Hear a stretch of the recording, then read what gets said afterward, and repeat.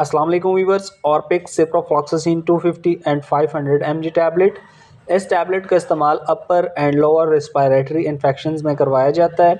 Viewers, अगर आपको typhoid बुखार है या मौसमी बुखार है तो आपके लिए ऑर्पिक टैबलेट का इस्तेमाल बहुत मुफीद है। इस टैबलेट का इस्तेमाल 250 और 500 mg में आपको उम्र के हिसाब से करवाया जाएगा। इसके अलावा अगर आपको पेट के अंदर कोई इन्फेक्शंस हैं, छोटी या बड़ी आंत में कोई इन्फेक्शंस हैं, पेट ख़राब है, तो आपको डॉक्टर सिप्रोफ्लॉक्सासिन ऑर्पिक का इस्तेमाल करवाएंगे।